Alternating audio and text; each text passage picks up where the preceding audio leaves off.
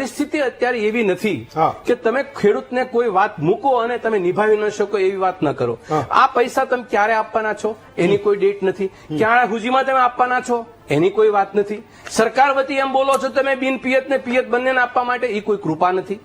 વાસ્તવિકતા તમે જુઓ કે 5000 ટીમ, સાહેબ હું તમને દાવા સાથે કહું કે ગુજરાત ખેતીવાડી ખાતા પાસે 5000 કર્મચારી ખેતીવાડી ખાતા પાસે નથી. એની ટીમ 5000 કેમ? સરવાળો કરો, એક ટીમમાં 4 જણા તો હશે કે નહીં હોય? 16000 ગામડાની અંદર એ વાત કરે કે હું 5000 ટીમ ઉતારી. આ વાસ્તવિકતા ગળે એ નથી ઉતરતું અમને. એટલે ટીમ તમે જે બનાવો છો, ટીમ બોલો 5000 ટીમોનો સર્વે કર્યો. સાહેબ તમે એમ કરો, તમે ખોટું બોલવાનું તો બધું બોલી લો. વાસ્તવિકતાના દર્શન કેદી કરશો ઈ કહો. તમે અત્યાર સુધીનો એક પણ નહીં. હું હેમંતભાઈ તમને કાગળ ઉપરની વાત કરું. 23/5/2025 ના રોજ સહકારી વિભાગે પાર્લામેન્ટની અંદર કેન્દ્રીય મંત્રીએ, નાણામંત્રીએ બજેટમાં એમ કીધું કે ખેડૂતોને ધિરાણના 3 લાખ ને બદલે 5 લાખ રૂપિયા આપશું. આ તો કાગળ ઉપર પરિપત્ર લઈને આવ્યો છું. હવે આજની તારીખે એ પરિપત્રનો અમલ આજે 1 વર્ષ થશે. સહકારી ઉત્સવ, સહકારી આંતરરાષ્ટ્રીય સહકારી મહોત્સવ ચાલી રહ્યો છે. એ પણ ખેડૂતના ખર્ચા ઉપર પરિપત્ર સરકારે કાઢ્યો કે અમારે તમારી મંડળીના 20% રૂપિયા નફો આવે ને એના તમે અમને આપો. અમારે તમારો સહકાર ઉત્સવ ઉજવવો છે.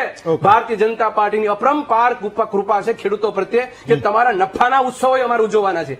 આવી સંવેદના વાળી પાર્ટી હોય, આવી સરકાર હોય તો એની અંદર 15,000 કરોડ કોઈ બેઠા બેઠા એમ કહી દે કે અમે તમને 15,000 આપી દેવાના છીએ, તો 15 દિવસ 20 દિવસ સુધી આ પરિસ્થિતિ 3 ખેડૂતોનો આપઘાત કર્યા.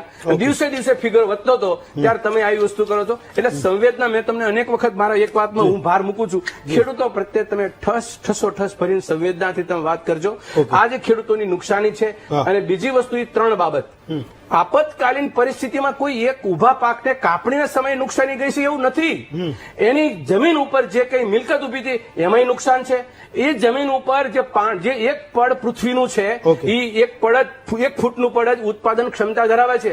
જેની જમીનો ધોવાઈ ગઈ એ 2 વર્ષ સુધી ખેતી નથી કરી શકવાના. સાહેબ તમે કોઈ ટેકનિકલી પેરામીટર ઉપર કોઈ સર્વે કર્યો છે? ટેકનિકલી મુદ્દાઓ તો મૂક્યા છે. કોઈ સર્વેનો એવો રિપોર્ટ તમે આપ્યો? માત્ર 15,000 કરોડ રૂપિયા આપ્યો. આ રિપોર્ટ અમારે ટેકનિકલ અમારે જોઈએ છે કે તમે કયા ગામ, એક ગામનો ટેકનિકલ રિપોર્ટ આપો અમને કે જે તમે ખરેખર ટેકનિકલ રિપોર્ટ આપ્યો કે આ ગામનો પાકો સર્વે છે અને પાયલોટ પ્રોજેક્ટ. પહેલી વસ્તુ એ કે મા બાપ બરાબર સરકાર પહેલા તો સ્વીકારે કે અમારી કઈક ક્ષતિભારે કઈક ભૂલ થાય છે. અમે ક્ષતિભારે ખોટા નિર્ણય ઉપર છીએ. અમે ક્ષતિભારે સંવેદના અમારી ઓછી છે એવું જો સ્વીકારે. અન્નદાતાઓ તો 52 લાખ ખેડૂતો જે બેઠા છે સામે, તો અમે તો કઈ છીએ નહીં. અમે તો એના વતી એના માટે બોલીએ છીએ. જો ભારતીય જનતા પાર્ટી સરકાર આ સ્વીકારવા જ તૈયાર ન હોય કે ખેડૂતોની દશા નવદશા કોના કારણે બેઠી છે 25 વર્ષમાં, તો પછી એમાં બી ચર્ચાનો વિષય ક્યાં રહ્યો? ક્યાં વિપક્ષને, ક્યાં વિધાનસભા સ્ટેટને યાદ કરવાના રહ્યા? હું તમને એક સામાન્ય વાત કરું કે આ કેમિકલ ઝોન વિસ્તાર જે છે અમદાવાદ અને વડોદરાનો, ખંભાતની અંદર પાઇપલાઇન કેમિકલની જે ઇન્ફ્લુઅન્ટ જે મટીરિયલ જે છોડવાનું હોય વેસ્ટ, એના માટે 4,000 કરોડના ખર્ચે પાઇપલાઇન નખાય છે. 70% રૂપિયા સરકાર આપવાની છે ઉદ્યોગપતિને. તમે વિચાર કરી લો, 70% રૂપિયા 4,000 ના. તો આવા ખર્ચા તમે ઉદ્યોગ માટે કરો છો, તો ઉદ્યોગની સાથે સાથે તમે ઇન્ડસ્ટ્રી, એગ્રી ઇન્ડસ્ટ્રીઝને બચાવવા માટે કે એગ્રીકલ્ચરને બચાવવા માટે તમે કોઈ જગ્યાએ પ્લાન નથી કરતા. આ તો મુસીબત થાય છે ત્યારે ઉભા થઈ છે. એને કઈ સીધી રીતે ખેડૂત ખેતી કરતો હોય અને ખેડૂતના ખેતર ઉપર જઈને કોઈ કૃષિ મંત્રી જાય, તમારું બધું બરાબર ચાલે છે, પણ અમે તમને વિશેષ એક આ આપવું છે, એક કિસ્સો 25 વર્ષમાં બતાવી દો. તમે ખેડૂત પરેશાન પાણીથી, વીજળીથી, ઇનપુટથી, ક્વોલિટીથી, જરૂરિયાતથી, સમયે મળે ન મળેથી, પાક વીમાથી, કઈ જગ્યાએ ખેડૂત પરેશાન નથી 25 વર્ષમાં? અને તમને ઓછો સમય ખેડૂતો આપ્યો છે, આ રાજ્યની જનતાએ ઓછો આપ્યો છે. ખેડૂતની ચર્ચા કરવા માટે બેસીએ એટલે કોંગ્રેસ એક શબ્દ બોલે એટલે એમને બીજા સ્ટેટમાં ફટકારી દેવાના. વાત એ છે કે તમે 25 વર્ષથી બેઠા છો અહીંયા. 25 વર્ષની અંદર તમારી ફલશ્રુતિ 8 9 કૃષિ મંત્રી તમે આપ્યા. તમે છતાંય અમારે ચર્ચા, પીડા, પ્રશ્નો એ બધા ખેડૂતના કરવાના. ખેતીના મિત્રો બોલે, બધા વિપક્ષ બોલે, તો તમે તો તમારી વાત તો ઢોલ ટીપે જ રાખવાનો કે અમે બહુ બધું સારું કરી દીધી. અરે સારું કરી દીધું તો 56,000 રૂપિયાનું માથે દેવું છે ખેડૂતને માથે. રોજના 27 રૂપિયા કમાય છે. આ વાસ્તવિકતા તમે આપી દે 25 વર્ષના અંતે. મારું કહેવાનું એ છે હેમંતભાઈ, પહેલા તમારે હૃદય સ્પર્શી વાતને સ્વીકારવી પડે કે અમે કોઈ જગ્યાએ ભૂલ કરીએ છીએ. આજે આ સરકારને ક્યારેય તેમ 25 વર્ષમાં મેં નથી સાંભળ્યા કે અમારી કંઈક ભૂલ આ થઈ ગઈ છે. તો ભૂલ છે સ્વીકારે. અરે તમે કિસાન સંઘને બોલાવો, તમે એક્સ ને બોલાવો, કોંગ્રેસના 5 ખેડૂતના આગેવાનને બોલાવો ને, ચર્ચા કરો ને, કોફી પાવ ને, અમે પણ બોલશું, અમે થોડુંક ઓછું બોલતા થઈ જઈશું.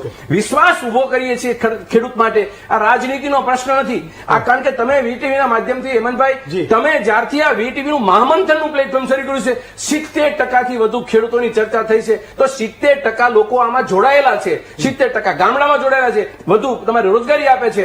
આ વિષય વસ્તુ સાથે આ ક્ષેત્ર વ્યવસ્થાને આટલું બધું અમાનુષી ભર્યું વર્તન કેમ એની હારે કરવામાં આવે છે, કેમ એની અમે જૂઠું બોલવામાં આવે છે?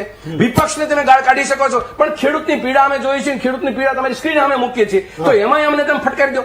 એટલે મારું કહેવાનું એમ છે, જો મુખ્યમંત્રીએ જે વાત કરી છે, કૃષિ મંત્રીએ વાત કરી છે, એ વાતને સાથે મારા કોઈ શબ્દો નથી, પણ એને થોડીક સંવેદના મેં ભરવી પડે કે આ અત્યારે 1 લાખ રૂપિયા એક ખેડૂતને આપવા જેવા હતા, તમે માત્ર 8-9 હજાર રૂપિયા આપ્યા છે.